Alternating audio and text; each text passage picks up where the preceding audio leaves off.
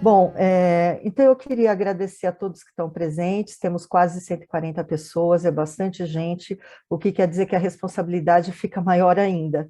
E eu me proponho, mais do que tudo, a apresentar várias facetas do latim e não necessariamente dar uma aula de latim. Obviamente, uma aula sobre a língua latina seria inútil, porque é impossível abordar qualquer aspecto mínimo que seja do latim numa aula.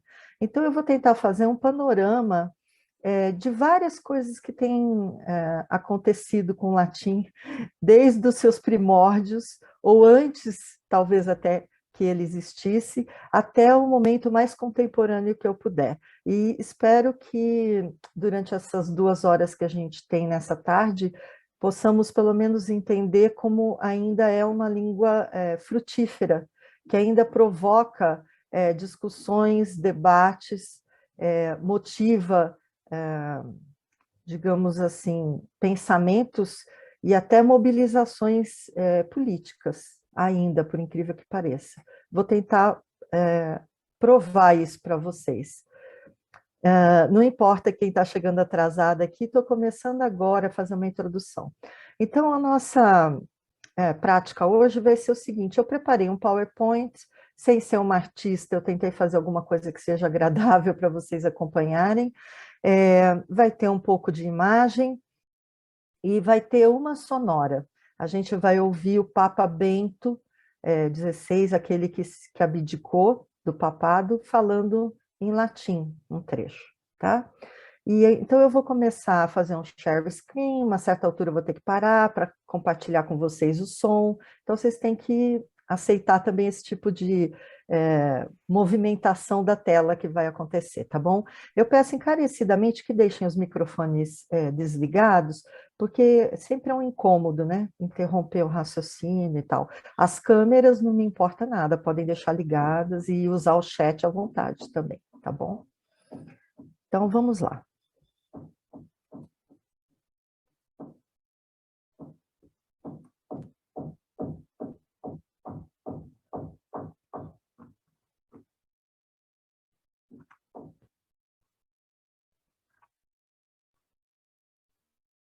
Se alguém puder só me dar um alô de que estão vendo a minha Sim, apresentação, eu sim. agradeço. Sim, ótimo. Então, vamos lá. Eu estou me apresentando aqui, como foi dito pela Solange, eu sou professora de latim e de literatura latina na Universidade Federal Fluminense. O campus onde eu dou aula fica em Niterói. Obviamente, nesse momento, a gente só está dando aulas remotamente, mas eu sou formada aí na USP, né? A minha formação na área de letras clássicas, porque ela é bem recente, na verdade. Eu tive uma outra carreira antes de entrar nas letras clássicas, né? Eu fui jornalista. Depois eu fiz a graduação em latim, o bacharelado, aí na USP, depois o mestrado e o doutorado, que, como foi mencionado, eu defendi muito recentemente, só agora em 2019, mas foi uma sequência ininterrupta de graduação, mestrado e doutorado. Prestei o concurso para a Federal Fluminense, fui aprovada, e já faz 5 anos que eu dou aulas lá. A minha proposta, assim, eu queria também identificar 2 grupos, entre outros dos quais eu faço parte, mas 2 grupos que têm a ver com esse material que eu vou apresentar. Um, obviamente, é o GREAT, que é o nosso grupo aqui de estudos da adaptação e da tradução, vinculado à USP, e o outro é o Laboratório de Estudos Clássicos, que é a área de pesquisa em letras clássicas da Universidade Federal Fluminense. Eu também faço parte do grupo de estudos de teatro antigo aí da USP, mas não tem propriamente a ver com o dia de hoje, por isso que eu não estou trazendo a logomarca desse grupo. Então, como vocês podem ver pelo título que eu proponho aqui, eu estou fazendo tentando um pouco descontrair o assunto, né? É óbvio que o latim é uma língua de reza, não sei até que ponto todo mundo sabe que também é de Praga, é da literatura canônica, mas não só da literatura canônica. Então, é um escopo, né? É muito abrangente, e é disso que eu vou tentar tratar tão bem quanto eu consiga nessa tarde. Bom, O primeiro ponto que talvez a gente possa discutir é quanto tempo tem de história o latim. Então, muitas vezes se ouve assim, o latim é uma língua morta. Eu não vou dizer nem que é morta, nem que é viva, mas vou apresentar para vocês como é uma língua ainda sendo trabalhada, manipulada no bom sentido, né? Culturalmente ainda útil e ativa. Isso é importante. Se a gente for tentar traçar, digamos assim, um, um histórico, né, uma cronologia, a gente pode dizer que há algum tipo de registro, ainda que muito precário, de um latim arcaico, desde o século VII a.C., algumas inscrições fragmentárias e tal. Um registro literário a gente vai encontrar já lá pelo século IV a.C. E, embora a gente possa pensar que depois houve a queda do Império Romano, essa língua continuou sendo utilizada como uma língua de cultura. Ela continuou sendo utilizada, obviamente, pelo cristianismo, também foi uma língua que se estabeleceu na universidade, fundamentalmente na Europa, e até há não muito tempo se escreviam teses em latim, e, obviamente, também foi uma língua usada na diplomacia no seu tempo. Na diplomacia, eu quero dizer, nas conversas formais entre estados. E, obviamente, o latim foi uma língua franca, né? O Império Latino, o Império Romano, melhor dizendo, se transformou num império da língua latina. Aqui eu estou apresentando para vocês um, um dos mapas que eu colhi na internet, mas suponho que ele seja confiável, porque inclusive tem uma fonte atribuída a ele, né, de um historiador da antiguidade, é um atlas histórico mundial, e supostamente ele está reproduzindo, e até onde eu conheço da história fidedignamente aqui, ele está reproduzindo o maior espaço que o Império Romano chegou a alcançar, que foi no século II da nossa era, ou seja, depois de Cristo. Então, por esse mapa, pelo qual vou passar rapidamente, vocês podem observar três estágios, né? A monarquia ele colocou nessa cor aqui um lilás, meio roxo, claro, que é a região do que a gente conhece hoje como Itália, né? Então, o Lácio, ou Latium, que é de onde vem a língua latina, é uma região aqui central na Itália. Mas à medida que essa cidade de Roma foi se fortalecendo, ela foi também ocupando o que a gente entende hoje, né, como Itália, a Península Itálica. Depois, no período da República, que é essa cor, digamos, salmão clara, né? No período da República Romana, a gente vai ter uma expansão maior por essas regiões todas que vocês podem notar. Eu estou tentando passar o cursor para ajudar. E, por fim, durante o Império Romano, já outro regime de governança política, vai haver uma expansão ainda maior. Chega até uma certa altura aqui, por exemplo, do que a gente hoje conhece como Grã-Bretanha, né, até a muralha aqui em cima. Vai haver uma expansão, como vocês podem ver, também maior ainda pelo norte da África, toda essa região aqui do Egito, inclusive uma parte do que a gente conhece hoje como por Oriente Médio, essa região aqui ao sul do Mar Negro, né? Então, um território muito, muito expandido. Isso é interessante, isso nos interessa pensar, porque o que a gente vai encontrar a partir dessa expansão territorial é a expansão do uso da língua latina também. Então, eu peguei, assim, quase que aleatoriamente, dois nomes. São Jerônimo, né, que era chamado Jerônimo de Estridão. Eu não sou uma pessoa, eu não estudei latim, que fique bem observado, por causa de questões religiosas. Até pelo contrário, eu não sou praticante de nenhuma religião. Respeito todas, mas não pratico nenhuma. Então, eu, quando trago esses nomes, trago como referências, né? Nomes que, em princípio, são tão conhecidos sobre os quais, até porque são tão conhecidos, eu não preciso me alongar muito. Então, feita essa nota de rodapé, por assim dizer, vamos pensar, por exemplo, em São Jerônimo, né? Chamado Jerônimo de Estridão, essa é a data de nascimento e morte dele, já na nossa era, né, depois de Cristo.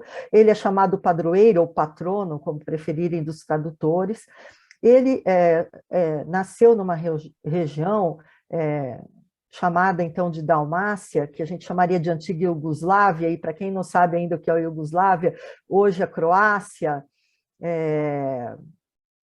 a Sérvia, né, Montenegro, compunham essa região chamada Iugoslávia. Eu posso até tentar voltar aqui e marcar que é mais ou menos nessa região aqui, tá? Então, uma região da Europa, ele é de uma região por aqui, tá?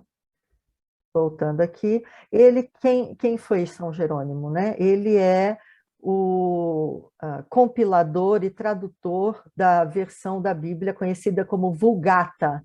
Vulgata no sentido de que escrita em latim para que fosse vulgarizada, ou seja, popularizada a Bíblia, tá? Depois vamos pegar um outro nome, por exemplo, Santo Agostinho, né? Um dos pais da igreja. Também conhecido como Agostinho de Hipona.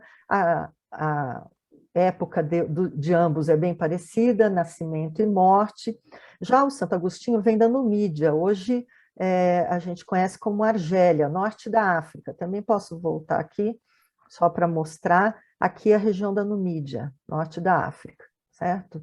Então, eu estou falando de uma pessoa que veio daqui e outra que veio daqui, eles até tinham correspondência em comum, né? E são dois nomes importantíssimos da Igreja Católica. Uma das obras do Santo Agostinho é De Civitate Dei, né? A cidade de Deus, tá? Em que ele vai questionar, questionar seria um pouco demais, em que ele vai falar sobre essa cidade ideal, né? Uma cidade cristã, partindo do modelo do que era Roma, e obviamente aí Roma, uma cidade tomada como referência ainda na época do paganismo, é um modelo, mas não é um modelo a seguir necessariamente, mas a aprimorar, a melhorar. Por que eu estou trazendo esses dois nomes? Porque enquanto São Jerônimo, é considerado como alguém que estivesse lidando com o latim como ser sua língua materna, veja, ele não estava em Roma, ele não era oriundo de Roma, do Lácio, certo? Mas, visto que a região onde ele morava tinha sido colonizada pelos romanos há muito tempo, pode-se encontrar na internet, em alguns lugares, dizendo que ele lidava com o latim como ser sua língua materna. Ao passo que Santo Agostinho é considerado como lidando com o latim como uma língua de cultura. Por quê? Porque há registros documentais dele falando, olha, em vez de eu escrever isso em púnico, né, que ela era a língua usada ali na região de Cartago, eu vou escrever em latim para que mais pessoas tenham acesso. Então, só para vocês terem uma ideia do que é que nós estamos falando, né? Nós estamos falando de uma língua que por vezes será a língua materna, por vezes será a língua de cultura, por vezes será uma língua da diplomacia, e, obviamente, uma língua da literatura. Mas que língua é essa? Né? Obviamente, eu nem sou historiadora da língua, não é a minha área de atuação propriamente, mas posso apresentar algumas questões gerais sobre a língua. Quando se estuda o latim, parte-se, pelo menos do século XIX para cá, de um conceito que talvez para alguns possa até causar estranhamento, de que o latim é uma língua que vem de uma, digamos, de um ramo linguístico muito mais antigo. O latim não é considerado uma língua derivada do grego antigo, como muitas pessoas às vezes pensam. A proposição ainda, atualmente, mais bem aceita, é de que teria havido uma língua que é suposta língua, por isso o proto-indo-europeu, que vai ramificar dessa maneira aqui, como eu trouxe esse mapa, há outros possíveis, mas vai ramificar para todas essas vertentes. Então, aqui você tem o ramo báltico, eslavo, aqui o tocário, indo-iraniano, anatólio, helênico, que vai dar no grego, certo? O germânico, que vai dar em várias línguas que a gente conhece bem hoje, né? Norueguês, inglês, etc. Tá? Também um ramo que é o celta, né? E aí vai ter o gaélico e outras línguas, eu não vou ficar entrando nisso. O nosso ramo que nos interessa é o ramo itálico. Espero que vocês tenham conseguido visualizar essa setinha. Vou até voltar e fazer de novo para vocês prestarem atenção. Então, desse proto-indo-europeu, a gente vai se ocupar aqui desse ramo itálico. O ramo itálico se subdivide no osco e no umbro, e depois no latino e no falisco aqui. E a gente vai continuar nessa banda aqui, onde a setinha vai se movimentar agora. Então, para cá. Depois a gente vai ter dessa dupla ocorrência, né, do falisco e do latim, a gente vai ter na sequência, portanto, o latim, e na sequência a gente começa a ter as nossas línguas neolatinas ou românicas, depende da linguajar que a pessoa quiser usar. E aí, obviamente, a gente vai cair na língua portuguesa. Temos também o espanhol, o catalão, o provençal, o francês, o italiano, o reto-romance e o romeno. Não vou ficar entrando em detalhes sobre as línguas, nem o histórico das línguas, realmente isso não é o propósito do nosso encontro, que vai tentar se focar um pouco na questão da tradução, né, e das experiências atuais com tradução do latim para o português ou de alguma outra língua para o latim. Nem sempre ele está atendendo os meus comandos. Agora sim. Já que chegamos ao português, nessa minha rápida passagem, né, do proto-indo-europeu, ou seja, uma língua que teria tido algo em comum e que depois derivou nessa ramificação tão ampla, né? E aí há os linguistas, né, os filólogos que fazem as investigações na área de fonologia e de morfologia, não é a minha área de trabalho. Tá? Embora eu tenha recomendado na bibliografia 2 textos que eu já escrevi sobre a questão do léxico e da sobrevivência do léxico latino até a língua portuguesa. E até nesse ponto eu chego, mas mais do que isso não é minha área de pesquisa, de estudos. Então, nessa área, nesse campo onde eu já trabalhei, eu posso trazer rapidamente aqui como menção, nem vou exemplificar propriamente, mas como menção, para a gente ter parâmetros históricos, né? O que é conhecido como o mais antigo documento latino-português. Já vou explicar o que seria isso. A gente está falando, então, do século IX da nossa era, e seria essa carta de fundação da Igreja de Lardosa, lá em Portugal, obviamente. O que é um documento latino-português? É um documento de transição, digamos assim. Você lê o texto, você fala assim, bom, mas isso aqui não é português, tampouco é latim. Você vê que tem termos latinos, que é uma sintaxe ainda latinizante, mas já não é o latim como se esperaria ver num documento. Esses documentos, que são estudados por alguns pesquisadores, principalmente em Portugal, são documentos cartoriais, muitas vezes de doações ou de fundação de uma igreja, por exemplo, que, em geral, parte até de doações ou de terreno, ou de construção, ou de imóveis, de uma porção de coisas feitas, doações feitas por famílias abastadas, né? Então, esse é o tipo de documento. É muito fácil de encontrar na internet, tá, gente? Então, não vou ficar me aprofundando no assunto, mas um documento de transição, digamos, então, entre um latim formal, né, um latim culto, já chegando numa língua neolatina, numa língua românica, mas nesse período de transição, que muitas vezes se costuma chamar de língua romance, né? uma língua que ainda não se define como um vernáculo, uma língua vernacular. O segundo exemplo, também só para fazer uma menção rápida aqui, é o que seria o mais antigo documento em língua portuguesa, datável sem questionamento, porque há documentos até anteriores, mas cuja data é questionável. Esse documento, sendo um testamento do rei Dom Afonso II, não tem nem discussão sobre a datação dele. E por que eu estou me referindo a esse documento? Porque, sendo ele de 1214 e inconteste a datação dele, a gente pode dizer com segurança que a língua portuguesa aparece com um registro formal, sem dúvida de datas, a partir desse ano. O curioso desse documento é que há mais do que uma versão para esse testamento. E o mais curioso ainda é que a última versão dele acaba sendo redigida em latim. Então, vejam, se faz o rascunho em língua portuguesa, por assim dizer, que não se ofendam os pesquisadores, e no final o documento formal é registrado em língua latina.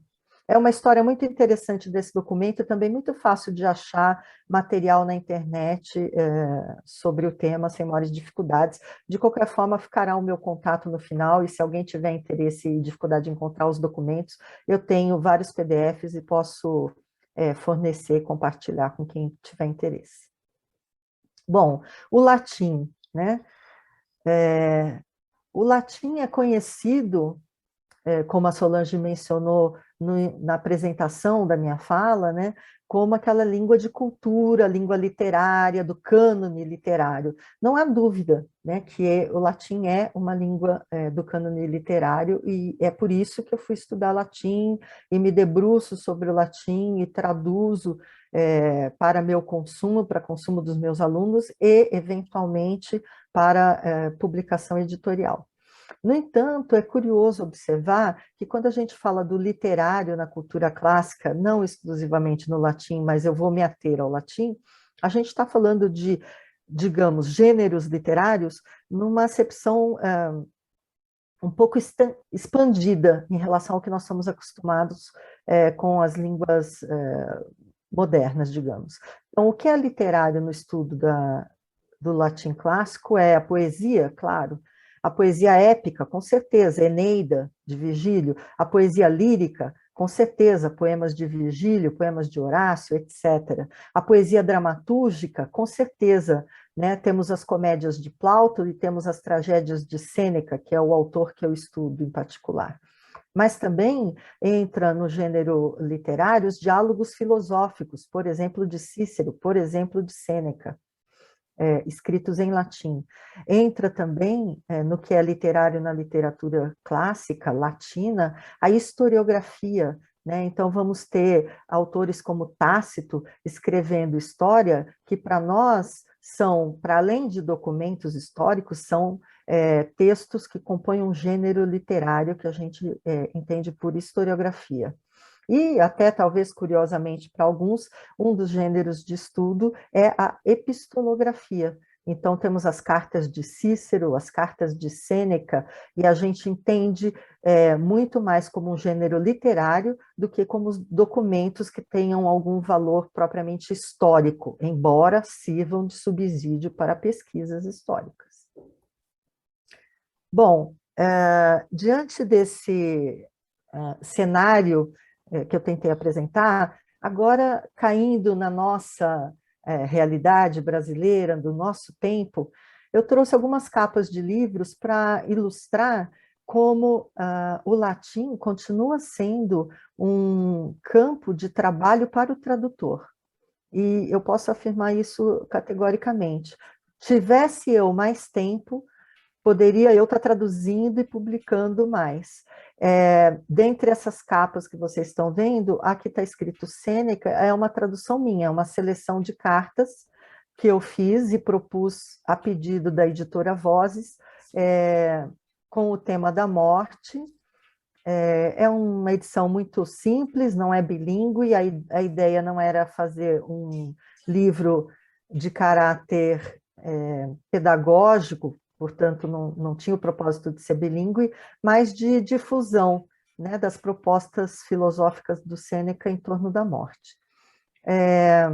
Vocês veem também uma capa do Satyricon, do Petrônio. Bom, só para ilustrar, dar uma informação adicional, Sêneca é um autor do século I da nossa era, né? Ele nasceu por volta do ano 4 ou 1 antes de Cristo e morreu em 65. Então, não importa, digamos que ele viveu 65 anos, os primeiros 65 anos da era cristã, tá? O Petrônio, que escreveu o Satyricon, que aí a gente já tem uma obra que tem um caráter de prosa, com alguns trechos poéticos inseridos, esse autor é também coetâneo de Sêneca, e essa edição, com essa capa muito curiosa, interessante, já é a segunda edição da tradução desse texto, feita pelo professor Aquati, que é da Unesp, se eu não estou enganada, também de São José do Rio Preto, como vai ser a Jota, né, a organização da Jota. Vejam, eu também trouxe um outro exemplar aqui, a capa, né, obviamente, da tradução da Utopia do Thomas More. Né? O Thomas More escreveu Utopia em 1516, a gente já está falando do autor do século XVI, da nossa era, é uma edição bilíngue, né, da editora Autêntica.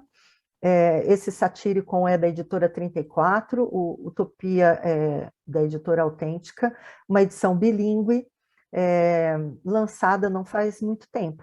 E, por fim, trago ali uma capa diferente, né, curiosa, no mínimo, é uma edição em capa dura também da editora Autêntica, da Arte Poética, numa edição bilíngue também, traduzida pelo Guilherme Gontijo Flores, que talvez vocês conheçam como poeta, tradutor de várias línguas, e que na sua origem, formado pela USP, doutorado pela USP, pelo menos, e que é professor de latim na Federal do Paraná, e um dileto colega, inclusive. Então, para vocês verem como... São todas publicações recentes, hein? O Satyricon é segunda edição, né? Então, vejam que são publicações recentes. O mercado é um mercado aquecido para a tradução do latim. E devo dizer, inclusive, que a editora Autêntica e a editora 34, em particular, essas duas, sem querer fazer propaganda, mas são editoras que têm coleções, né? Cada uma delas tem uma coleção de obras clássicas, traduzidas tanto do latim quanto do grego antigo. Elas investem muito nisso. Haveria muitas capas de livro para eu apresentar, mas realmente não vai ser possível fazer isso nesse momento. Não para por aí. A produção no Brasil, produção editorial no Brasil, envolvendo o latim, passa também, por exemplo, por métodos de ensino do latim.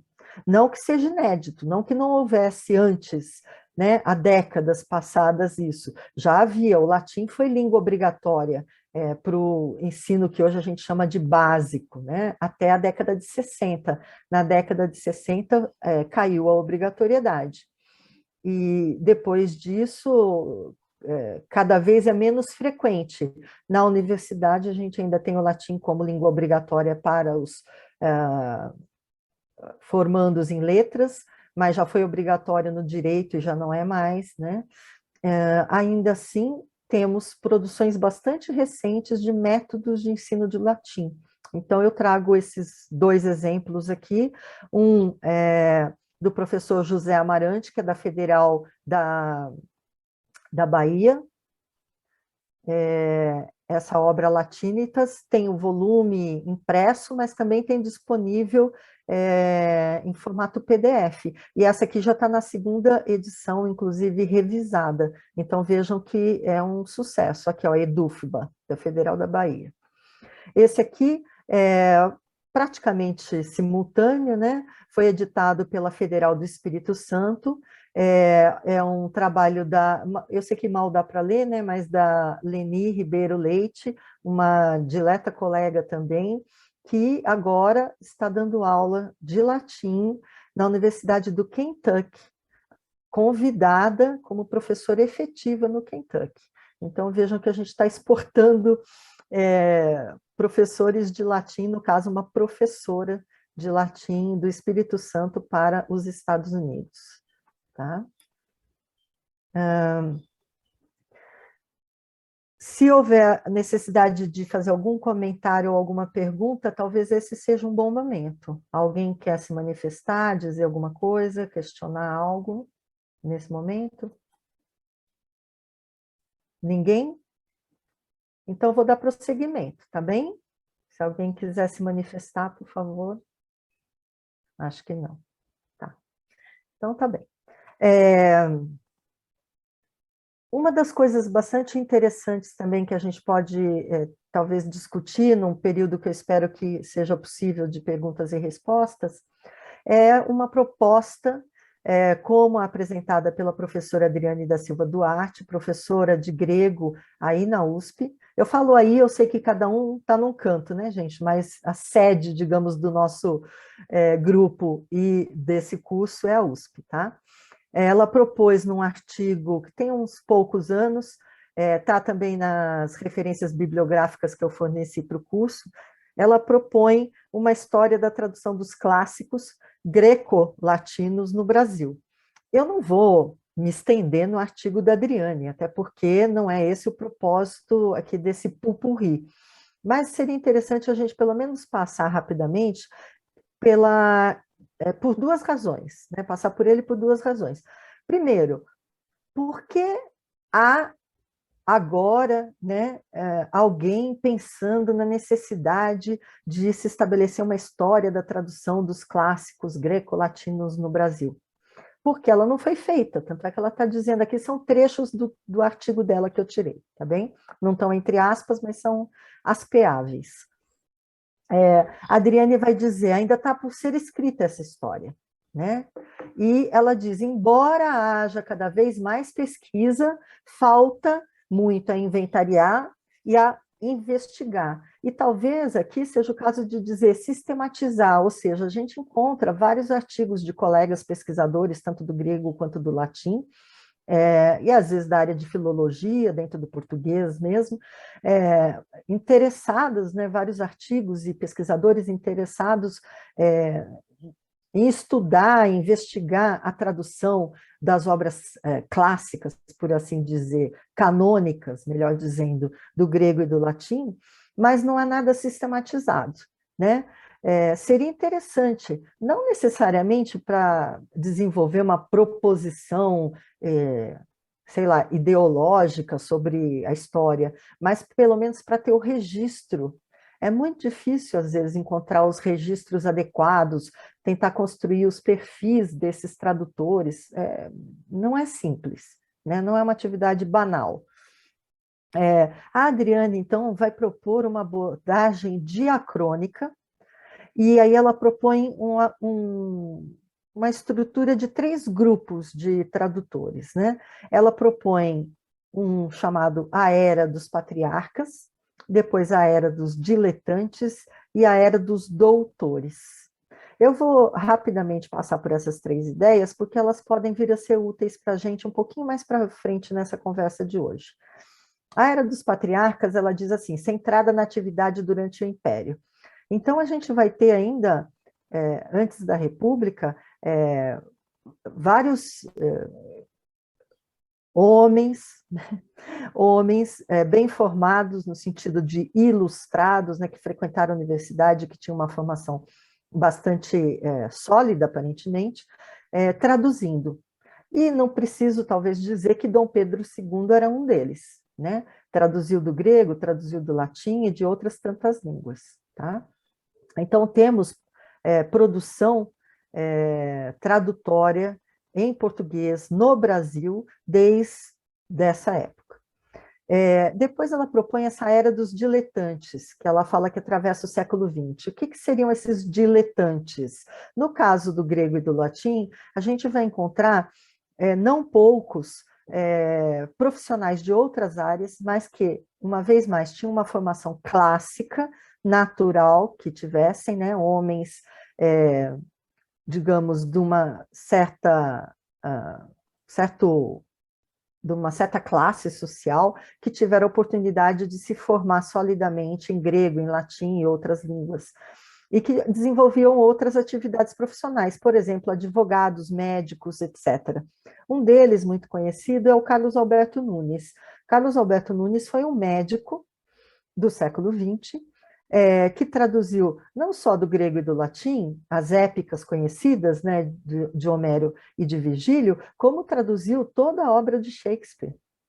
Então, era um tradutor, efetivamente, e diletante no sentido que não era disso que ele ganhava o seu pão, tá? No entanto, muito ativo. E, por fim, a Era dos Doutores, que, como ela alerta, é um resultado do advento das universidades, também teve início no século XX, mas que se estende até os dias de hoje. Então, a gente vai ver que dentre aquelas capas aqui que eu apresento, essa da utopia eu não sei exatamente quem foi que traduziu, embora esteja escrito aqui, não estou bem segura de quem foi. Mas esses três tradutores, quer dizer, eu inclusive, e o Aquati e o Gontijo, são professores universitários, então a gente se encaixaria na era dos doutores, tá? Há uma produção intensa dos professores universitários da área de grego e de latim no campo da tradução e publicando, efetivamente, não só em dissertações e teses, mas efetivamente publicando. Bom, fosse só isso, né, fosse só sistematizar uma história da tradução, estaria, digamos, até que tudo muito bem. É um trabalho de se debruçar sobre arquivos. Alguém ligou o microfone, por favor, desligue. Obrigada. Isso seria até razoavelmente simples, mas não é tão banal assim. Uma das questões candentes hoje em dia a respeito dos clássicos é como ler os clássicos na atualidade, como enfrentar, por exemplo, na sala de aula, mas também no momento da tradução e da publicação de novas traduções, uma realidade, digamos, de caráter sociológico, né, muito diferente daquela, digamos, dos tradutores diletantes e, ainda antes deles, obviamente, muito menos polêmica a tradução dessas obras. Eu trago aqui a capa de um livro publicado nos Estados Unidos pela Routledge, Why Are We Reading Ovid's Handbook on Rape? E o subtítulo é Teaching and Learning at a Women's College. A autora é Madeleine Kahn, que é uma professora universitária nos Estados Unidos. Ela dá aulas no Mills College, está marcado aí num amarelo muito fraquinho, mas acho que dá para vocês identificarem, né? Ela dá aula nesse Mills College, que, como ela mesma identifica, é uma escola de artes de pequeno porte para mulheres na área da Baía de São Francisco. Portanto, uma área, digamos, sociologicamente bastante diversa lá nos Estados Unidos. E eu trago esse parágrafo aí em inglês, eu vou resumi-lo rapidamente em português, e esse parágrafo não é propriamente do livro, eu tirei do artigo escrito em 2004, o livro depois saiu publicado em 2005 e já teve uma segunda tiragem, salvo engano, em 2016.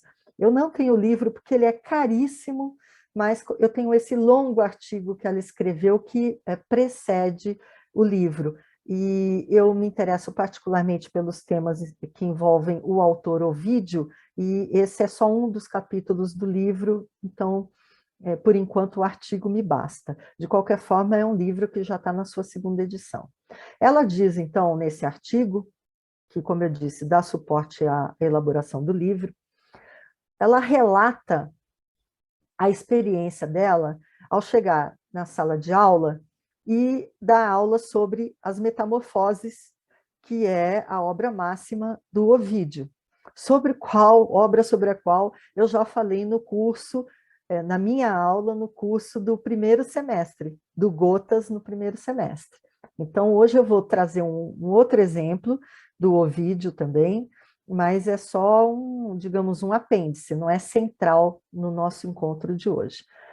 Bom, então voltando aqui à questão, ela narra nesse artigo que saiu numa revista acadêmica que trata justamente de práticas pedagógicas, ela narra como foi uma surpresa quando, como ela fazia todos os anos há muito tempo, ela foi dar aula sobre metamorfose de Ovídio e se deparou com uma sala que não estava aceitando a proposição dela de tratar aquilo como literatura de alta qualidade, canônica, né? Ela se depara, então, com uma aluna chamada Maria, que desafia aquela proposta pedagógica que ela está apresentando em sala de aula, dizendo por que é que nós vamos ler uma obra que fica relatando abusos contra as mulheres, né?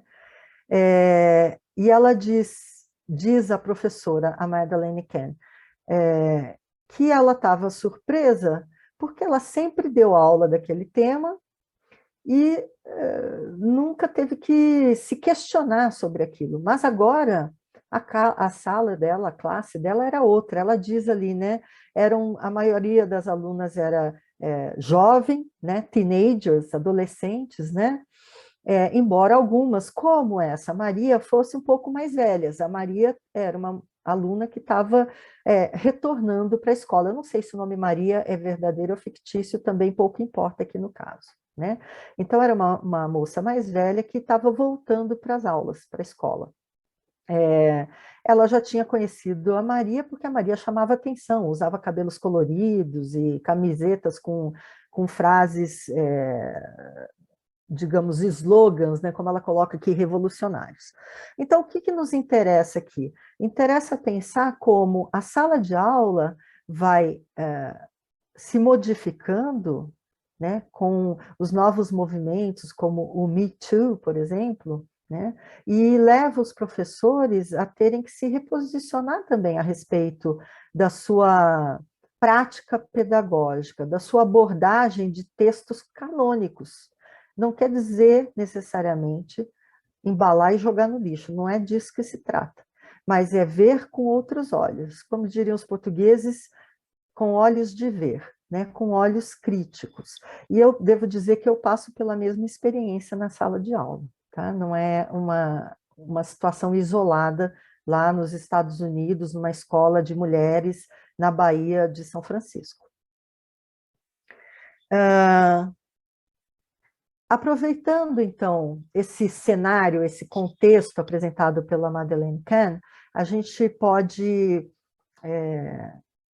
emendar, sem nenhum pudor, uma outra situação muito curiosa, que tem a ver também com uma professora, também estabelecida nos Estados Unidos, chamada Stephanie MacArthur, né? A Stephanie é professora lá nos Estados Unidos da área de letras clássicas, e ela fechou um contrato com a Penguin Classics para traduzir as Metamorfoses do Ovídio de maneira metrificada, ou seja, ela vai traduzir não em prosa corrida, mas com metro e pentâmetros iâmbicos, porque a poesia do Ovídio é também metrificada, né, em hexâmetros datílicos das metamorfoses. Eu não vou entrar em métrica latina aqui, não é o caso, né, mas interessa dizer que ela é a primeira mulher pelo menos é o que se acredita que vai acontecer, né?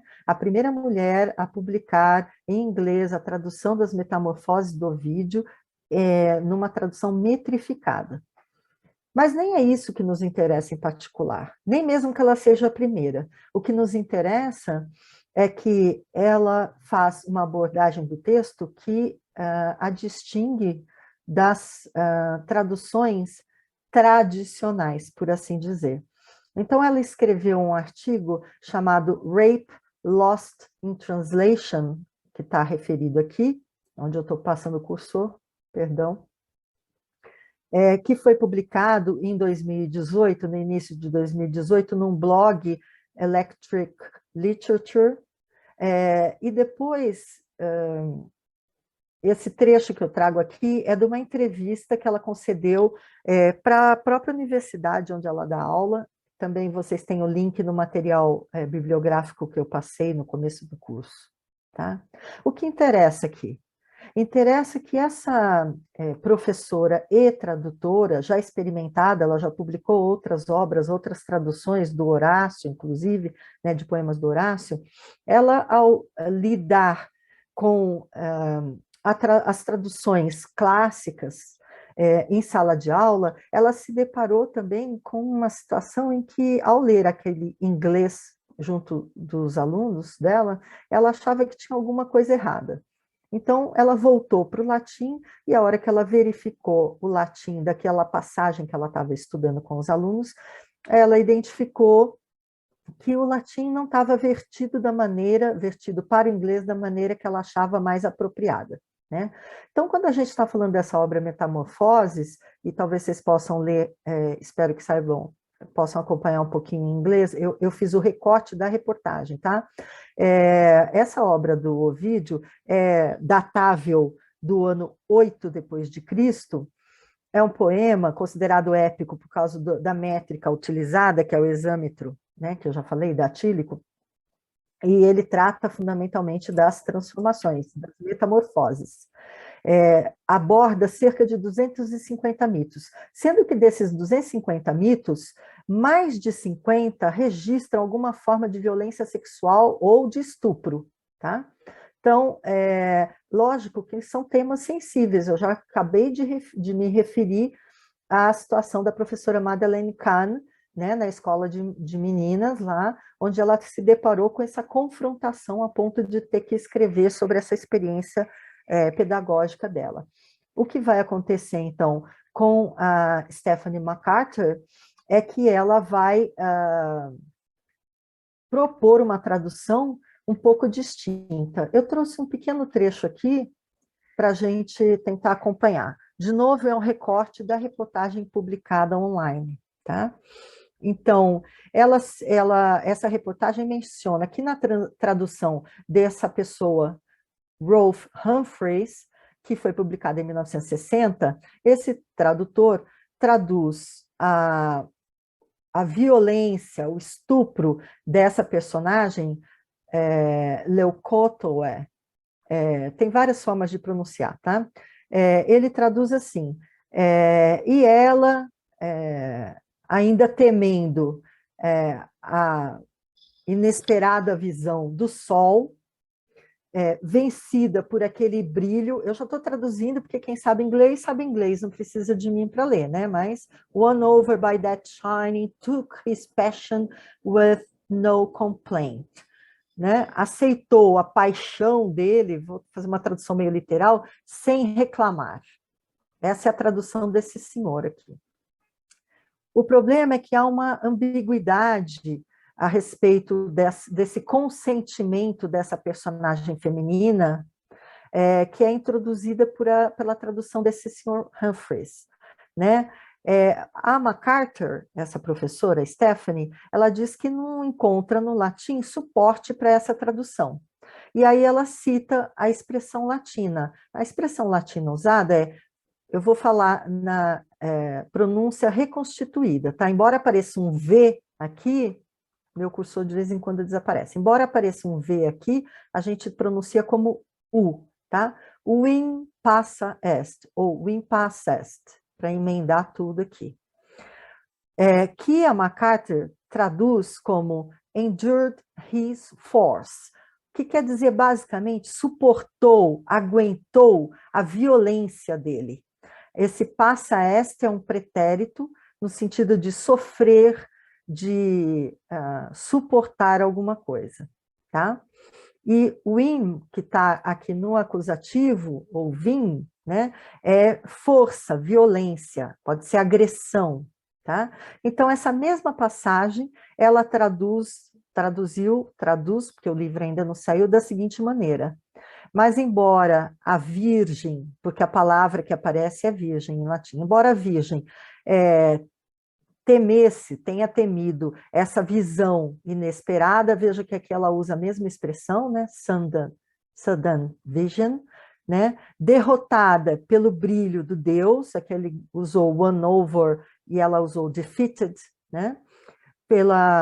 Pelo brilho do Deus, é o Deus Apolo, né, gente? É o Deus Sol, tá? She quit her protest and endured his force.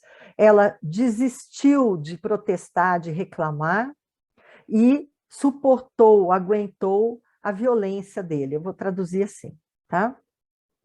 Então, o artigo continua dizendo que muito depende dessa palavra, né? Que é a forma acusativa, o latim é uma língua declinável, então tem nominativo, acusativo, genitivo, dativo e ablativo, tá? Além da forma vocativa. Ela traduziu por força a palavra vis, e diz que no mundo antigo é uma palavra conectada, ligada à violência ou agressão. Tá, então em inglês temos essa polêmica. A hora que você pega uma tradutora mulher que está fazendo uma leitura crítica, ela não vai escrever que essa personagem, né, essa humana, aceita a paixão sem reclamar, mas vai dizer que ela desiste de protestar, de reclamar e se submete à violência dele, alguma coisa desse tipo. E em português, o que a gente pode encontrar? Fui buscar alguns exemplos, né? Eu estou bastante perdida aqui no horário, esqueci de marcar, são 15 horas, tá? Eu imagino que eu tenha mais ou menos uma meia hora ainda, né? Se a Solange puder confirmar para mim com aceno de cabeça, tem uma meia hora só? Sim, tá. Obrigada. Então, vou ler aqui um trechinho na tradução do professor Raimundo Carvalho, que é professor da Federal do Espírito Santo, aquela mesma Universidade Federal da Leni Ribeiro, que fez aquele método de latim e que hoje é professora lá no Kentucky. Então, o Raimundo é colega dela nessa universidade. Ele traduziu, está traduzindo as Metamorfoses já há vários anos, ainda não tem uma publicação. O que se pode encontrar com facilidade na internet é um documento PDF do relatório que ele fez de pós-doutorado, que ele realizou na USP, com o professor João Ângelo Oliva Neto, e que tem os 5 primeiros livros das Metamorfoses, se eu não estou enganada. Eu tirei de lá esse trecho da tradução do Raimundo. É um trecho um pouquinho maior, para eu poder dar um contexto melhorzinho para vocês, já que a única passagem efetivamente de literatura latina clássica que eu vou apresentar é essa que eu estou problematizando, né? Então, num determinado trecho, entre os versos 218 e 240 do livro 4 das Metamorfoses de Ovídio, na tradução de Raimundo Carvalho, vem assim: e já é noite, o Deus entra no amado Tálamo, sob a forma de Eurínome, sua mãe, e entre 12 escravas divisa Leucótoe, tá vendo? Cada hora é de um jeito a pronúncia, a luz puxando os fios lisos e girando o fuso. Tálamo é o quarto, né? E então o Deus está transformado, metamorfoseado na mãe da personagem que ele quer seduzir. E, como uma mãe, beijou a cara filha, dizendo: é segredo, retirai-vos, servas, não priveis uma mãe de dizer seus segredos. Saíram. E sozinhos no quarto, o Deus disse. Então, veja a artimanha do Deus. Ele esvazia o quarto, dizendo que agora mãe e filha precisam ter uma conversa em particular. Quarto vazio, só restam o Deus e a Leucótoi, e aí ele diz a ela: eu sou aquele que divide o longo ano, que vê tudo e através de quem tudo se vê, o olho do mundo. Crê, me aprazes. Ela assusta-se, e em dedos frouxos, Roca e Fuso escapuliram. Vejam que ela estava mexendo com o fuso, ó. ali no alto, quarto verso, puxando os fios lisos e girando o fuso. A atividade de fiar era uma atividade característica da mulher na antiguidade. Continua a tradução. O temor mesmo lhe convinha. Lembram-se que ela se assustou? Então, o temor mesmo lhe convinha. O que quer dizer isso? Quer dizer, caía bem a ela. Ela ficava bela temendo. Esse é o tipo de topos que acontece com frequência na literatura da antiguidade, nas próprias metamorfoses, mais do que uma vez. A mulher se assusta e fica ainda mais bela. Continuando. E sem delongas, o sol volveu à vera forma e resplendor. Deixou de ser a mãe, voltou a ser o que ele era. A Virgem, aterrada com a visão insólita, entregou-se ao fulgor e à violência do Deus. Vou ler o trecho seguinte para vocês verem o que acaba acontecendo com ela. Clytie invejou. Então, uma outra mulher ficou com inveja. O amor que o sol lhe devotara jamais foi moderado, e odiando a rival, divulga o adultério e a infâmia ao pai informa. Este, o pai, né, fero e implacável com a súplice que estendia ao sol as mãos, dizendo: ele me violou contra meu querer. Este, né, o pai, a enterrou cruel na terra funda e fez de areia um túmulo. Então, aqui, com esse final, dá para vocês entenderem bem o que é esse mito, né, dessa personagem. Eu coloquei em negrito o verso que a gente estava polemizando no slide anterior em inglês. O professor Raimundo, então, traduz como entregou-se ao fulgor e à violência do Deus. Vamos seguir. Tenho mais um exemplo. Aqui eu peguei uma tradução em prosa feita em 1983 pelo Davi Jardim Júnior. Até onde eu sei, e eu sei pouco, ele era funcionário público, supostamente de Minas Gerais, fez várias traduções. Devo dizer que é um bom tradutor do latim, que são as traduções que eu conheço. Nessa coleção da Ediouro, que é uma tradução, são traduções integrais dos textos latinos. Tá? Há também uma da Eneida e dos anais históricos, né, do Tácito. São boas traduções, tá? É uma tradução de 1983. Eu tirei um trecho menor, vocês não vão ter dificuldade em ler, mas vou aqui facilmente com vocês ler rapidamente. E falou o Deus que ficava na alcova sem testemunhas. Sou aquele que divide o ano em dias e meses, que tudo vê, graças ao qual todas as terras veem, os olhos do mundo. Amo-te, podes crer. Ela se apavora, os dedos se afrouxam de medo, fazendo cair a roca e o fuso. O próprio medo a embeleza. Vê como aqui ele já usa o verbo com mais clareza, né? Embora em latim seja aquele mesmo, que convém a ela, tá? Ele, sem esperar mais tempo, retoma seu verdadeiro aspecto e seu brilho costumeiro. Então a Virgem, embora aterrorizada com aquela inesperada aparição, vencida pelo esplendor do Deus, deixou-se violentar. Olha a expressão curiosa, deixou-se violentar. É quase que um oxímoro aqui, né? Ou oxímoro, se alguém preferir falar dessa maneira, né? Você sofre violência ou você se deixa violentar, é quase inconsistente. Mas eu entendo a situação em que ele se encontra. O latim, nesse verso 233, traz essa formulação. Victa nitore Dei, posita uin passa querela est. Aqui a construção é no sentido de que vencida pelo brilho do Deus, victa é vencida pelo brilho do Deus, posita querela, deixada de lado a disputa, o questionamento,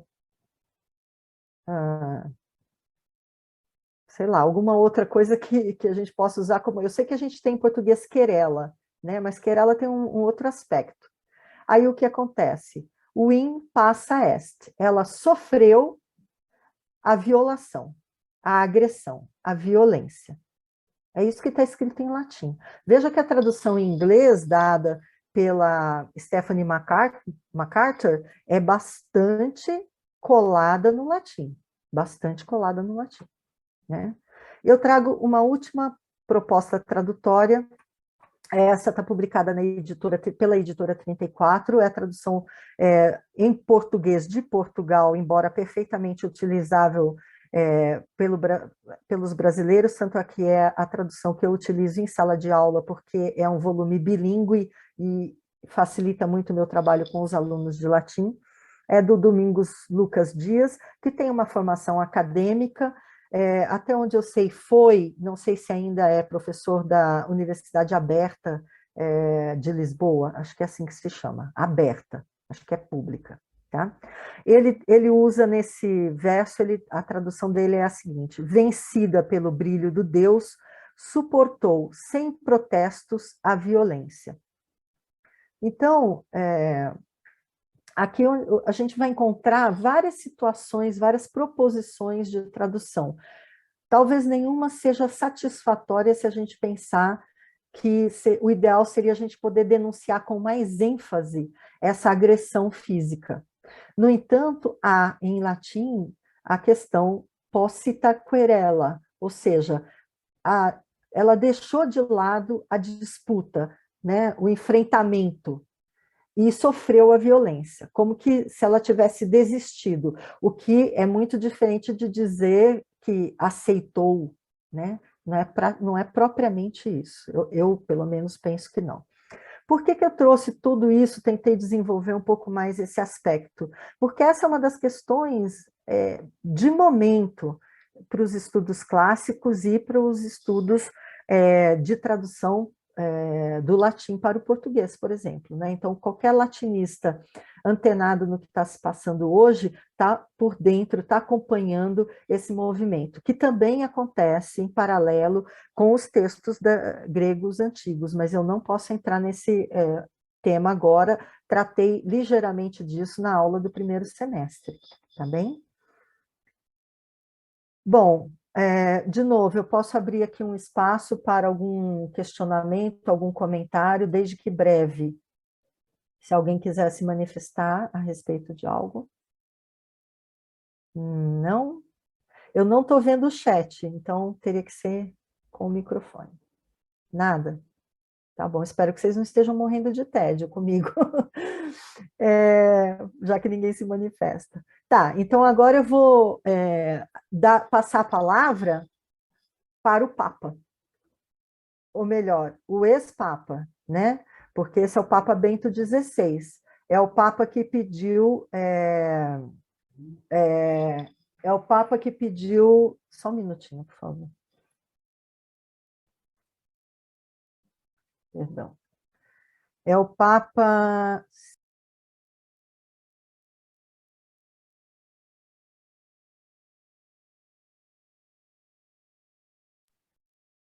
Desculpa, é que chegou uma pessoa em casa assoviando.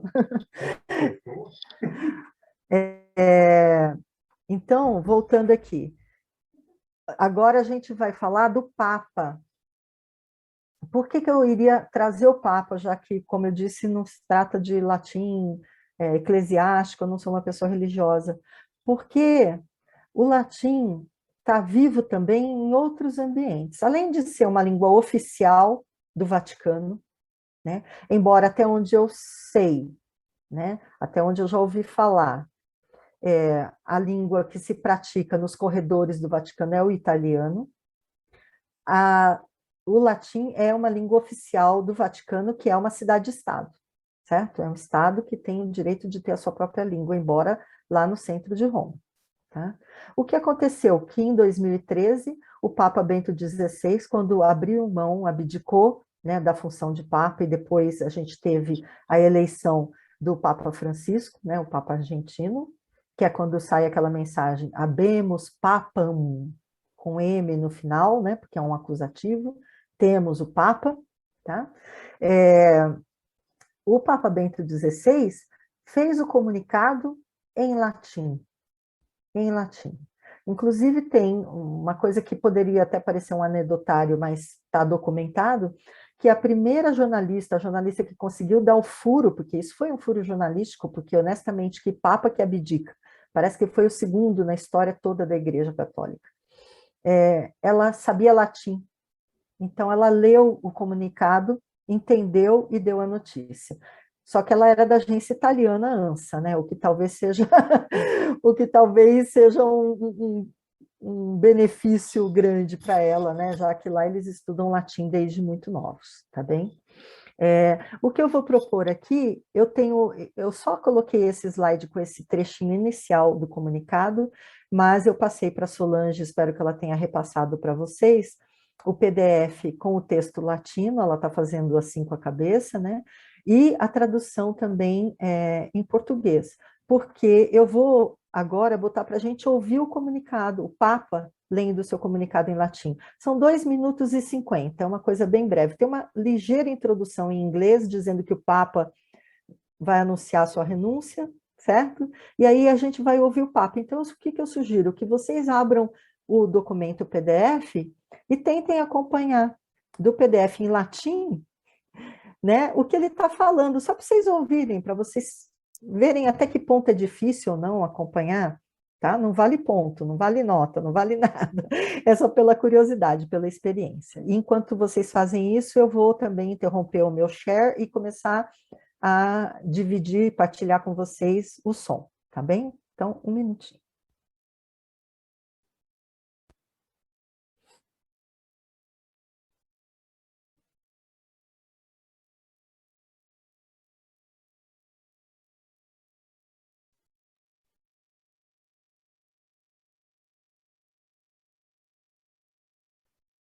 Pope Benedict XVI on Monday announced that he intends to resign at 8 p.m. on Thursday, February 28th. Here is his announcement in Latin, made during the consistory of the Congregation for the Causes of Saints. Fratres carissimi, non solum propter canonizationes, atto consistorium vos convocavi, sed etiam ad urbis decisione mani momenti per ecclesia vita communicem. Conscientia mea iterum ad viterum coram Deo explorata, ad conditionem certam perveni, viris meas, in gravescente etate, non iam aptas esse ad munus Petrinum eque administrandum. Bene conscius hoc munus secundum suam essentiam spiritualem non solum accendo et loquendo exequi debere, sed non minus patiendo et orando. Atamen, in mundo nostri temporis, rapidis mutationibus subjecto, et questionibus mani ponderis pro vita fide perturbato, ad navem sancti Petri gubernandam, et annunciandum evangelium etiam vigor quidam corporis et anime necessarius est, qui ultimis mensibus in me modo tale minuitur, ut incapacitate meam ad ministerium commissum bene administrandum agnoscere debiam. Qua propter bene conscius ponderis huius actus plena libertate declaro, me ministerio episcopi Rome, successore Sancti Petri, mi permanens cardinalium, Dio 11 aprilis bis 15 commissum, renunciare ita da die 28 februari bis 13 hora 20, sedes Rome, sede Sancti Petri vacet, et conclave ad elicendum novum sum pontificem, episcopus competit convocandum esse. Fratres carissimi, ex toto cordi, gratias ago vobis, promne amore et labore, quo mecum pondus ministeri mei portastis, et veniam Peter pro omnibus defectibus meis. Nunc autem sanctam de ecclesiam cure sumeus pastoris, Dominos Iesu Christi confidimus, sanctam Geus Mater Mariam imploramus, ut patibus cardinalibus, in elicendo novo Sommo Pontifice, materna sua bonitate assistat. Quod ad me attenet etiam in futuro, vita oratione dedicata, Sancte Ecclesia Dei, totex corde servire vil.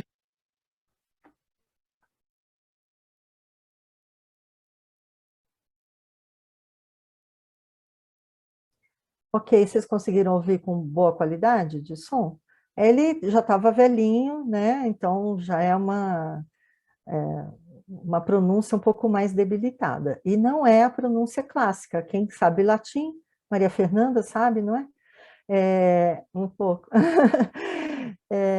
Sabe que essa é a pronúncia eclesiástica, não é a pronúncia que a gente utiliza na universidade, né? Hoje a gente na universidade usa a chamada pronúncia reconstituída, né? É uma pronúncia, digamos assim, artificial, no sentido de que a Michele fez um comentário, eclesiástica é muito diferente da reconstituída, exatamente. Lembram-se que eu fiz o comentário sobre o V e o som do U, né? O C, para a gente, na pronúncia reconstituída, é sempre gutural, né? Ele vai ser sempre k, enquanto que no latim eclesiástico ele tem aquele som, digamos, italianado, por assim dizer, do tch, né? É bem diferente, Stephanie, exatamente. Então, eu estou até salientando isso, né? Olha lá, a Naira ou Naira, não sei, Naira talvez, né? Notou a diferença do som do C. Então, vejam, vocês, todo mundo que já estudou um pouco de latim, né? Que é obrigatório, lamento, né? Para quem não gosta, lamento, mas é obrigatório nas letras, né? Vai sentir essa diferença, porque a gente usa na academia, nas universidades brasileiras, europeias e tal, né, a pronúncia reconstituída, essa pronúncia, digamos, um pouco artificial, pautada na métrica da literatura clássica, né, ela é fundamentada, não é que saiu da cabeça de alguém. A partir da métrica dos poemas clássicos, foi estabelecido como deveria ser a pronúncia e tal, então tem uma questão sobre pronunciar ou não o H, e outros vogais longas, vogais breves, tônicas, átonas, enfim, tem um livro todo que se chama Vox Latina, que é referência para esse tipo de estudo, mas eu só recomendo ler quem for virar latinista, senão não compensa, tá? Porque é muita explicação muito específica. Mas para vocês entenderem que o que se ouve na sala de aula não está errado. O Papa fala de um jeito, o professor vai lá e fala de outro. São vertentes distintas de pronúncia, e tanto uma quanto a outra aceitáveis, tá bem? Bom, o que me importa aqui é mostrar como a gente está falando de um latim ainda vivo, do meu ponto de vista.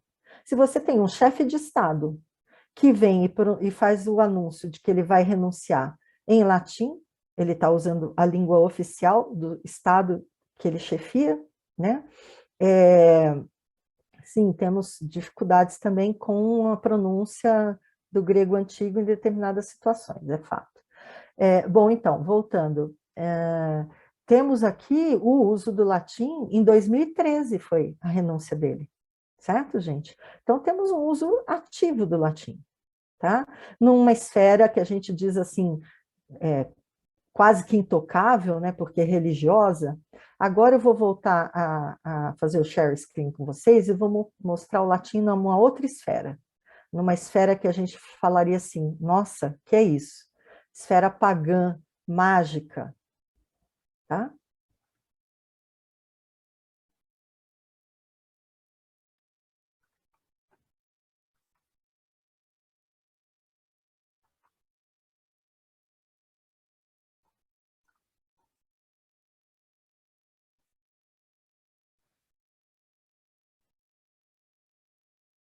Creio que vocês vejam o slide.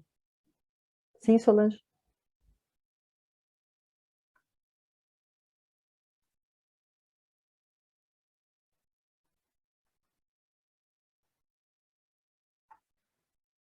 O que eu apresento para vocês agora é uma plaquinha de maldição. Essa é o desenho de uma plaquinha, frente e verso. Se vocês conseguirem imaginar, eu até tentei criar esse movimento no slide, mas eu não soube como. Vejam essa parte mais quadrada, retangular aqui, né? Essa parte se encaixa aqui embaixo, tá? Se vocês acompanham o meu cursor, né? E vejam que tanto é fato, né, que ela vem aqui, ó, a parte reta, e tem essa entradinha, aí entra um pouco mais, e tem essa curvinha, que é essa parte aqui, tá? Então, é frente e verso de uma mesma placa de maldição. Aí você fala assim, mas o que está escrito aí? A gente vai ver o que está escrito. Mas isso aqui é latim. Escrito numa plaquinha de metal, uma chapa de metal que tem uma certa flexibilidade, maleabilidade, que ela costumava ser dobrada e jogada em lugares específicos, estratégicos, ou em túmulos, tumbas, né? Ou em alguma fonte de água para deuses, né? Em oferendas de alguma natureza. Em geral, não era para ficar exposta, embora pudesse acontecer, tá? Mas, em geral, era para ficar escondida. Elas são chamadas em latim de defixio, no singular, defixiones, no plural, e são plaquinhas de maldição. E isso tudo está escrito aqui em latim. Eu vou tentar mostrar para vocês rapidamente, porque depois nós vamos entrar num site aqui para eu poder mostrar melhor. Isso aqui é um M, tá? Ó, igual o nosso. Esse aqui é um A, tá vendo? A gente faz um risquinho assim na horizontal, mas ele está aqui para baixo, mas é um A. Isso aqui é um L mesmo, um C, um I, um O. Onde tem alguma coisa um pouco mais diferente, esses dois tracinhos verticais assim, ó, paralelos, eles são a letra E. A letra E. Agora, veja essa palavra aqui que vem a seguir. Muito fácil. Óculos. O, C, U como um V, porque o U tinha o formato do V, a letra L, o O e o S. Óculos. Aqui, ó, mais uma. M de novo. A, N, o U e o S. Manos. O que é manos? Mão. Tá? Então, aqui embaixo, ó, onde eu estou com o cursor, se vocês conseguem me acompanhar. Isso aqui é um F, muito estranho para nós. Esse aqui é um R, como se escreve, um R hoje, um O, um N, um T, aqui o E de novo, ó. O E é muito estranho. Fronte, tá? Então, vejam que isso aqui é a chamada plaquinha de maldição, defixio,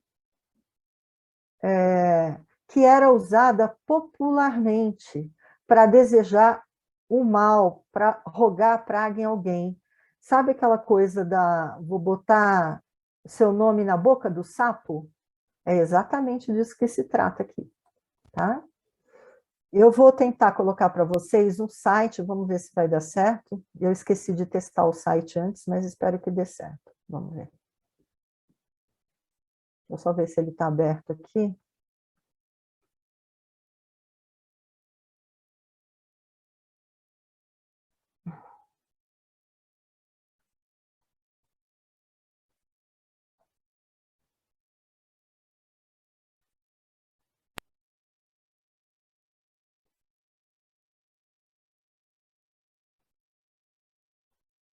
De novo, eu preciso que alguém me confirme, Solange, dá para ver?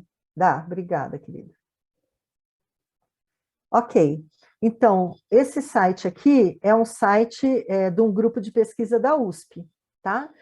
O grupo chama-se Subalternos, e o site é subalternosblog.com. O que eu trago aqui para vocês? Eu estou trazendo aqui um post recente feito pelo professor Pedro Paulo Abreu Funari, é um professor da Unicamp, que foi meu orientador numa especialização que eu fiz em estudos clássicos, e eu escolhi fazer o trabalho final, a monografia na especialização em arqueologia, e eu trabalhei justamente com as plaquinhas de maldição. Inclusive, nas referências bibliográficas, eu coloquei um capítulo de livro que eu escrevi junto com o professor Pedro Paulo, como meu orientador, sobre as plaquinhas de maldição. Mas a que eu estou trazendo é essa que ele publicou recentemente, dia 9 de setembro, nesse blog. Então, depois também, se vocês tiverem curiosidade, podem ir até lá. Ele vai tratar, ó, protagonismo subalterno. Então, a gente estava falando agora há pouco do Papa. Tem alguém mais protagonista, né, do que um Papa, né? Um Papa e outros presidentes de países, claro, mas alto, né, protagonismo, né? Aqui a gente está falando de um protagonismo subalterno, né? Quase que uma inconsistência, parece, né? E aí ele diz, nem tudo eram flores entre os excluídos em disputa por um lugar ao sol. Ou seja, os excluídos, os subalternos, eles podiam desejar o mal aos seus pares também, não só aos donos de escravos, porque a escravidão era uma realidade, né, na antiguidade, mas também aos seus pares. E ele vai trabalhar justamente essa plaquinha de maldição que eu apresentei para vocês.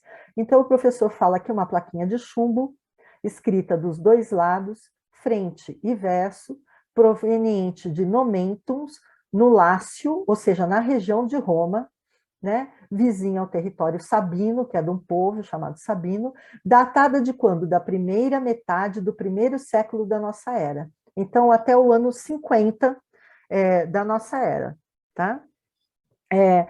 A partir dessa plaquinha, é possível discutir um aspecto nem sempre levado em conta, as disputas entre subalternos, assim como seu protagonismo, aspectos contraditórios e conflitivos, mas a serem levados em conta ao tentar entender não só outras épocas, como a nossa. Como entender ou explicar comportamentos e pontos de vista em tudo conflitivos e mesmo opressores em pessoas hoje das mais exploradas, excluídas e subalternas. Então, acho que já deu para entender onde ele quer chegar, né? Mesmo sendo excluído e subalterno, às vezes você age como opressor do seu par, né? E o professor Pedro Paulo traz, então, uma exemplificação da antiguidade para tentar abordar uma questão tão atual. Obviamente, a gente não vai estudar a placa de maldição da antiguidade, nem arqueologia, vou passar rapidamente por isso, até para poder ilustrar como, na contemporaneidade nossa, aqui no nosso tempo, o latim é usado também como ferramenta de pesquisa na arqueologia, por exemplo, nos estudos de história antiga, dos subalternos na história antiga, por exemplo. E aí você tem os registros parietais em Pompeia, que são até hoje muito estudados, né? Há muitos registros ainda para serem estudados, sempre é descoberta alguma coisa mais por lá, né? Aqui, então, a reprodução do texto latino se dá como está aqui. Vou até tentar aumentar, talvez, para vocês visualizarem. Ah, não aumenta. Ele não aumenta. Ele diz que aumenta, mas não aumentou. Aumentou, sim. Peraí. Tá. Acho que é o máximo que eu consigo, gente. Veja o que está escrito aqui, quer dizer, na placa de cima. Vamos ver se dá para pôr junto. Acho que está difícil. Talvez um pouco assim. Se vocês conseguem ler, se não conseguem, me dê um alô. Malcio, vou ler com C, tá? Mas em latim reconstituído a gente falaria Malchio, né? Malcio, Nicones, tá vendo o E aqui, ó? Nicones, óculos, eu já tinha falado para vocês, ó, óculos. Aí vem manus, dictus, ou dícitus, né? Bráquias, unquis, capilo, caput, capilo é cabelo, caput é cabeça, pedes, pés, femos, venter, natis, umílicos, pectus, mamilas, colos, bucas, dentes. Aqui, ó, dentes, ó o D aqui. Esse é o D, ó. Só que não tá fechadinho como a gente costuma fazer, é o D. Ó o E, ó o N fácil de ver, o T fácil de ver, o E de novo e o S. Isso aqui é dentes. Desculpem.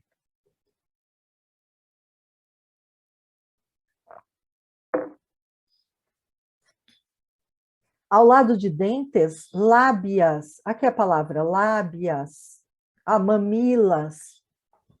Aí você fala assim, nossa, mas então é uma lista. Exatamente, é uma lista. Aqui, ó, fronte, que eu tinha falado para vocês. Fronte, supercilii, escápulas, húmerum, nervias, osso, merilas, venter, mentula, cruz, quasto lucrum aletudines defico em as tabelas. Defico. A placa do outro lado tem menos palavras, mas está marcada do mesmo jeito, tudo escrito. Tem alguns lugares que tem uns buraquinhos, isso é o desenho da plaquinha de metal, tá? Aí vem o latim, aí vem o latim. Então, isso aqui é a reprodução do que está registrado. Aí vem o texto reconstruído na norma culta latina. Então, transforma essa escrita do latim na norma culta latina. Aí vem escrito Malchio, Niconis, com I, óculos, manos, dígitos, bráquias. Aí vem na norma, melhor dizendo, culta. Por quê? Porque aquela registro que estaria é um registro vulgar, popular do latim. Por fim, a tradução. Eu tenho que ir me encaminhando para o final, né? Por fim, a tradução. Malchio, filho ou escravo de Nico, porque aquela forma Nicones é genitivo, quer dizer de alguém. Então, esse Malchio, filho ou escravo de Nico, lista tudo isso aqui, ó. Seus olhos, mãos, dedos, braços, unhas, cabelo, cabeça, pé, cintura, barriga, traseiro, umbigo, peito, mamas, pescoço, bochecha, dentes, lábios, queixo, olhos, fronte, supercílios, escápulas. Olhos tem duas vezes, né? Vocês viram. Ombro, músculos, medula, barriga, caralho, canela, foco e amaldiçoo nessas tabelas. Depois, do outro lado, vem mais um trecho. Rufa, escrava pública, agora é outra pessoa, é a mulher que está com esse Malchio. De um lado, ele mandou desejar tudo isso aqui de mal, do outro lado, ela, escrava pública, desejou as mãos, os dentes, os olhos, os braços, aí entra útero, umbigo, boceta, vulva, lombos, né? A escrava pública amaldiçoou nessas tabelas. Então, eu vou ter que encerrar essa discussão, porque senão não consigo passar os outros slides. O que eu estou querendo exemplificar para vocês? Que o latim vai de um status elevadíssimo da língua da igreja, né, da transmissão da Bíblia, ainda que vulgata no sentido de vulgarizar, até, sim, olha lá, pichação do muro, sim, tinha campanha eleitoral, tinha convite para sair à noite, tudo pichado nos muros, né? Eles faziam nos muros. Tá? Até uma linguagem que essa linguagem é popular. O professor Pedro Paulo ali nesse link, nesse site, ele vai desenvolver isso. Também no meu trabalho que eu referi ali na bibliografia, tem outros estudos sobre isso, vocês podem olhar quem tiver interesse.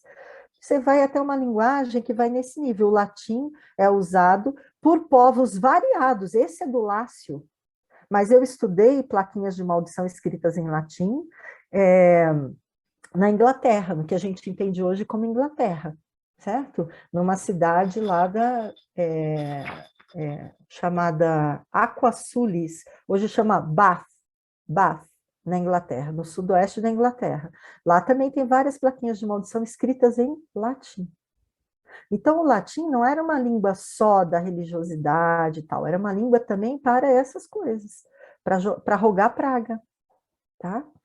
Bom, como eu tenho realmente que me encaminhar para o final, agora eu vou tentar fazer um tour ligeiro sobre coisas muito atuais, né? O uso do latim muito atual. Espero que vocês curtam o que eu vou mostrar agora.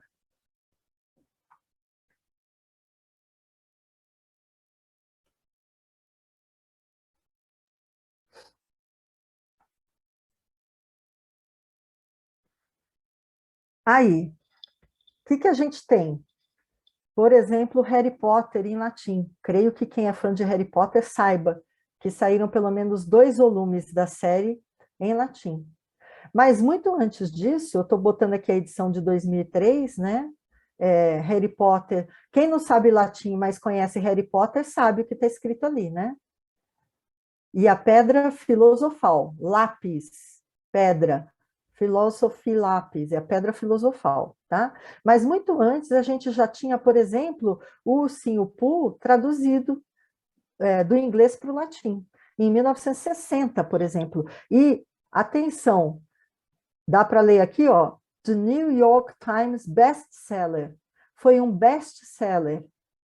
E tem ainda mais uma curiosidade a esse respeito. Estou trazendo aqui essa página, né, de entrada, Veja o movimento que vai ser feito aqui agora, circundando uma palavra. A palavra aqui é Brasil. Quem traduziu para o latim foi um sujeito chamado Alexandro Leonardo, em latim, ou Alexander Leonard, que era de Viena, nascido em Budapeste, mas que veio de Viena para o Brasil, passando por Roma, trabalhou como farmacêutico no Brasil, e lá pelos anos 50, ele começou a traduzir o Ursinho Pooh para o latim, a partir de uma versão alemã. Veja que ele é da região ali, né, Budapeste, passou por Viena e tal, traduziu do alemão, ele veio fugido do nazismo, como está escrito aqui. Então, essa obra é tão importante que está explicando, tem uma pequena biografia do tradutor, tá? E ele começou a traduzir em 1951, e até onde eu sei, a primeira edição é de 1960. Só para vocês terem uma ideia, aqui eu trouxe um trechinho em inglês. Se tivesse tempo, eu ia me dar o trabalho de passar o latim e o inglês com vocês, mas eu me dei o trabalho de fazer isso, né? Então, realmente é uma versão, é uma tradução em latim do texto em inglês, tá? Essa obra, como eu disse, chegou a ser best-seller na lista do New York Times, do jornal americano, tá? E o Harry Potter, né? Então, não é um movimento recente esse, mas é interessante que continue acontecendo. Isso que eu acho curioso. Que lá na década de 60 do século passado houvesse, ok, mas que continue acontecendo, acho muito interessante. Aqui, por exemplo, a gente tem a página de rosto ali, né, do Harry Potter e a Pedra Filosofal, tem, inclusive, aqui como é que se chama isso? Me fugiu a palavra. Gente... Slogan da escola. Da escola, mas não é slogan, né, que a gente fala. Como fala? Coat of Arms. Tudo bem. Brasão. Brasão, o brasão e a gente tem também aí, né, da Fefeleste. O motto é lema, não é em português? Lema, o lema. Isso, lema. Lema, isso, obrigada, gente, ainda bem que vocês estão aí. Então, aqui está escrito, Draco dormiens nunquam titilanduns, quer dizer, nunca faça cócegas num dragão que está dormindo, tá? Está na voz passiva, eu traduzi pela voz ativa, porque senão fica mais complicado, tá? Então, esse é o lema. Mas veja aqui o que me interessou trazer, eu não sei se vocês sabem, mas o professor, que era professor de latim em Eton, sabem aquela escola inglesa super famosa, que os filhos da monarquia vão, todo mundo que é da elite, né? Esse Peter Needham, ele era professor de latim lá, faleceu esse ano, ele é o tradutor da obra. E aí que tem um texto que saiu publicado, agora já não me lembro se foi no Guardian ou algum desses jornais ingleses, e cita que ele traduziu também A Bear Called Paddington, aquele ursinho Paddington, que é muito famoso lá na Inglaterra também, traduziu o Harry Potter e a Pedra Filosofal, e o Harry Potter e a Câmara dos Segredos, né, Câmara Secreta, aqui em português, traduziu, verteu para o latim, né? E aí o colega dele que escreveu o obituário dele escreveu "This took his name around the world". Foi com essas traduções que ele ficou famoso no mundo inteiro, com as versões para o latim, né? Não podia também deixar de passar pelo Asterix, né, que tem toda aquela história dos romanos colonizando a Gália, né, que a gente chama hoje de França, e tem várias edições do Asterix em latim. Trouxe aqui 2 capas para vocês darem uma olhada, se eu tivesse tempo, iria passar com mais vagar por elas, inclusive trouxe um trechinho em latim. São trechos bastante simples de compreender, né? Esses aqui apresentam os personagens e tal, nada muito difícil, mas muito agradável. Dá para baixar pela internet essas edições latinas, tá? Tem várias delas na internet. bem curiosas e agradáveis de ver. E com isso eu vou encerrando a minha apresentação. Aqui eu coloquei só algumas poucas referências, eu mandei referências bibliográficas muito mais extensas, mas essas aqui são de artigos que estão disponíveis na internet e que focam no que me interessa mais do que tudo, que é a discussão das novas traduções latinas com um olhar crítico, né, sobre as traduções que as antecederam, tá? E com isso eu deixo os meus agradecimentos. Gratias vobis ago. E meu e-mail, para quem tiver interesse em entrar em contato comigo. Agradeço muito a atenção de todos.